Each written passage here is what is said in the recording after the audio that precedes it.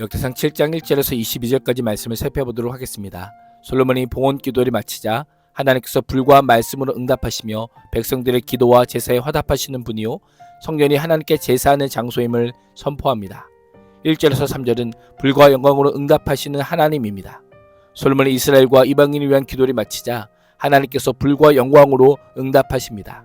하늘에서 불이 내려 번제물과 제물들을 사르고 여호와 영광이 그 전에 가득하였습니다. 사르고라고 하는 것은 태워버리다, 삼켜버리다, 제물이 태워 제가 되게 하다라고 하는 의미로 불이 제물이 태운 것은 솔로몬이 규례를 따라 제사했을 뿐 아니라 하나님께서 그 순종을 기쁘게 받으셨음을 알려줍니다. 하나님께 솔로몬의 기도를 들으시고 계심을 보여주고 있는 것입니다. 역대기에서 하늘에서 불이 내려와 제물을 태운 사건이 한 번 더 기록되어 있습니다. 역대상 21장에서 인구조사로 하나님께 범죄한 다윗이 오르난의 타작마당에서 화목제를 드릴 때 불의 응답이 있었습니다. 이 사건 이후 다윗은 그것을 여호와 하나님의 전이요 이스라엘의 번제단이라고 하였고 결국 후에 솔로몬 성전이 건축되는 터가 됩니다. 이를 통해 솔로몬 성전이 하나님께서 택하신 기도와 제사의 장소임을 확증합니다. 나아가 하나님께서 다윗의 죄를 사하신 것처럼 솔로몬의 기도대로 회개하는 이스라엘 백성들에게 용서가 임할 것임을 예고합니다. 여호와의 영광이 성전에 가득한 사건은 언약궤가 예루살렘 성전에 안치된 직후에도 있었습니다. 다시 성전의 영광을 채우심으로 이곳이 하나님의 처소이심을 확증합니다. 이를 통해 하나님께서는 이스라엘의 하나님이심을 알게 할 뿐 아니라 언약의 신실한 하나님이심을 보여주십니다. 장래도 이스라엘 기도를 통해 언약의 목표를 이루어 주실 것임을 확증해 주십니다. 하나님의 임재로 성전은 거룩한 장소가 됩니다. 성전에는 오직 제사장만 들어갈 수 있었지만 제사장마저도 여호와의 영광이 가득한 성전에 들어갈 수 없었다는 것은 연약한 인간이 감당할 수 없을 정도로 성전에 임한 여호와의 영광이 매우 압도적이었음을 알려줍니다. 여호와의 영광의 임재에 대해 백성들은 언약궤를 안치할 때처럼 경배와 찬양으로 화답합니다. 제사장을 포함한 그 자리에 모인 백성들이 여호와의 선하심과 그 인자하심이 영원함을 찬양합니다. 4절에서 10절은 봉헌 제사와 장막절 행사입니다. 이제 장면이 성전 봉헌 제사로 바뀝니다. 하나님의 응답에 왕과 모든 백성이 여호와 앞에서 제사를 드립니다.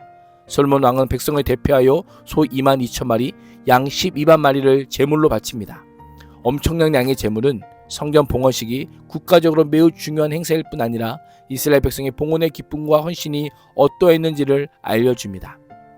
여호와의 전 앞에 설치된 대형 놋제단만으로는 당시 드려진 엄청난 양의 제물을 다 수용할 수 없어 성전 앞들 중앙부를 성결하게 하여 그곳에서도 번제와 화목제물을 드렸습니다.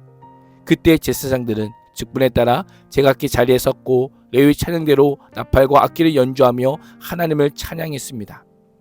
제렌의 낙성식은 7월 8일부터 14일까지 일주일 동안 진행되었고 15일에서 21일까지는 장막절을 지켰습니다. 낙성식과 장막절에는 이스라엘 차지할 땅의 남북의 경계인 하맛 어기에서부터 애굽 강까지 온 백성이 참여하였습니다. 이를 통해 하나님의 약속이 성취되었음을 알려줍니다. 백성은 여호와께서 다윗과 솔로몬과 여호와의 백성 이스라엘에게 내리신 은혜로 말미암아 진심으로 기뻐하며 흐뭇한 마음으로 돌아갔습니다. 하나님께 예배드리는 우리의 마음과 자세는 어떠합니까? 예배를 마친 후 집으로 돌아가는 발걸음에 기쁨과 즐거움이 있습니까? 하나님께서는 예배하는 자들에게 큰 은혜를 베푸시며 큰 기쁨으로 만족하게 하시는 분임을 기억해야 합니다. 11절에서 16절은 성전에 대한 약속입니다. 성전 낙성식과 장막절 제사를 마친 후 솔로몬이 마음에 둔 모든 일을 형통하게 이룬 시기에 하나님께서 솔로몬에게 나타나 말씀으로 응답하십니다. 12절에 내가 이미 내 기도를 듣고 이곳을 택하여 내게 제사하는 성전을 삼았으니를 직역하면 내가 이 장소를 제사하는 전으로서 나 자신을 위해 선택하였다입니다. 하나님께서 특별한 섭리로 하나님을 위해 제사를 드릴 곳으로 솔로몬이 지은 이 성전을 선택하셨다라는 것입니다. 성전은 복을 보장하는 장소가 아니라 회개와 겸비함으로 하나님을 만나고 응답을 경험하는 곳입니다. 하나님께서 기근, 재앙, 전염병 등으로 이스라엘 백성들의 죄악을 징계하시고 회개의 기회를 주실 때에 이스라엘 백성은 악한 길에서 떠나 스스로 낮추고 기도하여 하나님의 얼굴을 찾을 것을 명령합니다. 하나님의 얼굴을 찾으면 내가 하늘에서 듣고 그들의 죄를 사하고 그들의 땅을 고칠지라라고 말씀합니다. 사다라는 것은 사면하다, 용서하다라는 뜻으로 피의 제사를 통해 죄를 속하듯 이스라엘의 죄와 허물을 용서하실 것이다라고 말씀합니다. 고칠 질환은 치료하다, 회복하다라고 하는 의미로 하나님께서는 죄에 대한 용서가 땅의 회복과 치료로 이어짐을 보여주십니다. 그렇습니다. 회복의 시작은 죄 문제의 해결입니다. 하나님과 사람 사이의 관계 회복, 즉 죄의 문제가 해결되는 것이 참된 회복의 시작임을 반드시 기억해야 합니다. 회개와 용서의 응답은 솔로몬 왕의 어떤 행위의 결과가 아니라 여호와의 이름을 영원히 주겠다고 약속하신 다윗 언약에 입각한 여호와의 주권적인 섭리의 결과임을 강조합니다. 17절에서 18절은 언약에 대한 약속입니다. 다윗 왕에게 주신 언약의 조건을 재확인하며 솔로몬과 솔로몬의 후손들이 하나님의 명령에 순종할 때 이루어질 것이다라고 말씀합니다. 그렇습니다. 성경의 존재 자체가 솔로몬과 백성의 안정을 보장하지 않습니다.